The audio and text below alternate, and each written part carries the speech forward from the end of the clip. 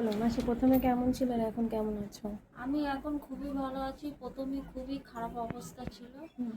প্রথমে পুরো মোটা মোটা হয়েছিল, শক্ত, খুব ব্যথা হতো, হাঁটতে পারতাম না, চলতে পারতাম না। তারপরে আমি সঞ্চিতা ম্যামের কাছে আসলাম। সঞ্চিতা ম্যাম আমার রিপোর্ট করতে দিল, রিপোর্ট করলাম ভালো। এবং পরেও আমাকে একটা ডাক্তার দেখাতে হবে, তার কাছে গেছিলাম। উনি এক গাদা ওষুধ দিল, কিন্তু কোনো কিছুই আমার হলো না। আবার সঞ্চিতা ম্যামের কাছে আসলাম। সঞ্চিতা ম্যাম ওষুধ দিয়ে আমি এখন খুবই ভালো আছি। হ্যালো ফ্রেন্ডস, আমি ডক্টর সম্বিতা মৈত্র ওয়েলকাম করছি আমার চ্যানেল কিওর বাই হোমিওপ্যাথিতে। কেমন আছেন সবাই? আশা করি ভালো আছেন, সুস্থ আছেন। ফ্রেন্ডস, আজকের এই ভিডিওতে আমি হয়তো অনেকের কাছে অজানা আজকের টপিকটা এমনই একটি বিষয় নিয়ে আলোচনা করতে চলেছি। সিটি স্ক্যান রিপোর্টে ইনফ্লামেটরি ফ্যাট স্ট্র্যান্ডিং লেখাটি দেখে অনেকেই হয়তো ভয় পেয়ে যান। আমার চেম্বারে তেমনই একজন পেশেন্ট এসেছিলেন। এসেই তার প্রথম প্রশ্ন ছিল যে, ম্যাডাম, এটা কি ক্যান্সারের কোনো লক্ষণ? তো এই ইনফ্লামেটরি ফ্যাট স্ট্র্যান্ডিং বা ইনফ্লামেটরি ফ্যাট ডিপোজিশন হওয়া বা কোনো ইনফ্লামেশন হওয়া, সাথে যদি কোনো লিম্ফ নোড সোয়েলিং এরকম টাইপের কোনো ওয়ার্ড সিটি স্ক্যানে লেখা থাকে, এগুলোর মানে কি? এগুলো কি আদৌ কোনো রোগ? এগুলো কি শরীরে ক্যান্সারের কোনো পূর্ব নির্ধারিত কোনো কিছুকে সংকেত দেয়? এই সম্পর্কেই আজকে আমরা জানবো। তো চলুন জেনে নেওয়া যাক। ভিডিও স্কিপ না করে পুরোটা শোনার এবং বোঝার অনুরোধ রইল। ফ্রেন্ডস, প্রথমেই জেনে রাখুন যে এগুলো কিন্তু কোনো রোগের নাম নয়। এগুলো হলো সিটি স্ক্যান রিপোর্টে দেখা কিছু পরিবর্তন। তো প্রথমে যে ওয়ার্ডটা নিয়ে আমি আলোচনা করব সেটা হলো ইনফ্লামেটরি ফ্যাট স্ট্র্যান্ডিং।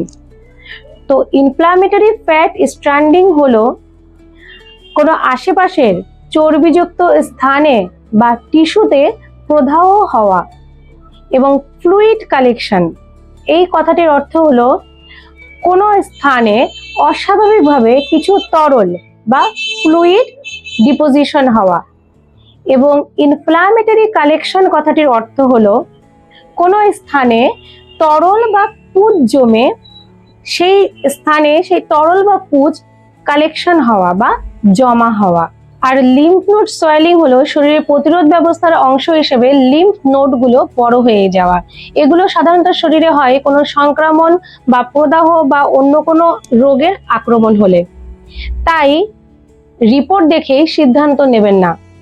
প্রয়োজনীয় আরো কিছু পরীক্ষা, রোগীর শারীরিক উপসর্গ, তাকে আরো ভালোভাবে পর্যবেক্ষণ করে প্রয়োজনে আরো কিছু পরীক্ষার মাধ্যমে কিন্তু সিদ্ধান্ত নেওয়া উচিত। মনে রাখবেন যে রিপোর্ট চিকিৎসা নয়, রোগের সঠিক কারণ খুঁজে তবেই কিন্তু তার চিকিৎসা করা শুরু করতে হবে। ফ্রেন্ডস, আমার কাছে এমনই একজন পেশেন্ট এসেছিলেন বেশ কিছুদিন আগে। তো তার যে রিপোর্ট আমি করতে দিয়েছিলাম সেই রিপোর্টে কিন্তু এই ওয়ার্ডগুলোই ছিল: ইনফ্লামেটরি ফ্যাট স্ট্র্যান্ডিং, সাথে কিছু ফ্লুইড ডিপোজিশন হওয়া এবং লিম্ফ নোড সোয়েলিং। তো এমতো অবস্থায় উনি আমার কাছে চিকিৎসা গ্রহণ করা শুরু করেন। এবং এখন তিনি কেমন আছেন চলুন রোগীর মুখ থেকেই জেনে নেওয়া যাক। বলুন। বলো মাসি, প্রথমে কেমন ছিল আর এখন কেমন আছো?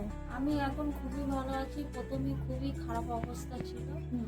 প্রথমে পুরো মোটা মোটা হয়েছিল, শক্ত, খুব ব্যথা হতো, হাঁটতে পারতাম না, চলতে পারতাম না।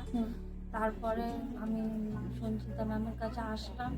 সঞ্চিতা ম্যাম আমার রিপোর্ট করতে দিল, রিপোর্ট করলাম ভালো। এবং পরেও আমাকে একটা ডাক্তার দেখাতে হবে, তার কাছে গেছিলাম। উনি এক গাদা ওষুধ দিল, কিন্তু কোনো কিছুই আমার হলো না। আবার সঞ্চিতা ম্যামের কাছে আসলাম।